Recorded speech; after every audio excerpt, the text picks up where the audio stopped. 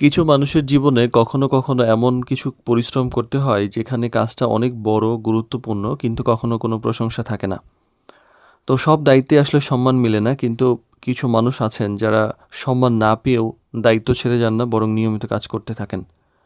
তো জীবনে একটা কঠিন বাস্তবতা হলো যে সব ভালো কাজের তাৎক্ষণিক মূল্যায়ন হয় না।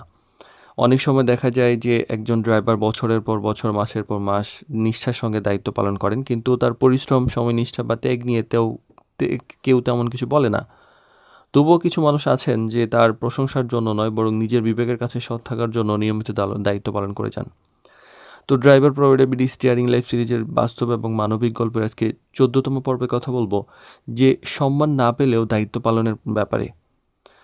তো আসলে প্রশংসা না পেলেই যে কাজের মূল্যায়ন কমে যায় ব্যাপারটা এরকম না। অনেকে ভাবেন আমাকে তো কেউ কাজের কোনো মূল্য দিল না। কিন্তু বাস্তবে একটা কাজের মূল্য আসলে প্রশংসা দিয়ে নয়, বরং তার প্রভাব দিয়ে মাপা যায়।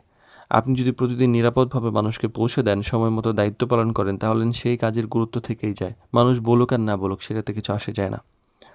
আর কিছু দায়িত্ব নীরবভাবেই পালন করতে হয়। পৃথিবীর অনেক গুরুত্বপূর্ণ কাজ আছে যেগুলোর জন্য প্রতিদিন হাততালি পড়ে না। একজন ড্রাইভারের দায়িত্বও তেমন। দিন শেষে সবাই নিরাপদে গন্তব্যে পৌঁছে যায় সেটা অনেক বড় একটা সাফল্য। আর সব সম্মান কিন্তু মুখে প্রকাশ হয় না। অনেক সময় মানুষ আসলে ধন্যবাদ দেয় না কিন্তু আপনার উপর ভরসা করে।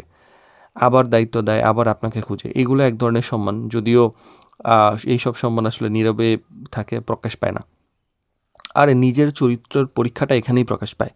যখন মানুষ দেখে যে প্রশংসা নেই, তখন মানুষ যে বুঝে আসলে সে কাজটা কেন করছে।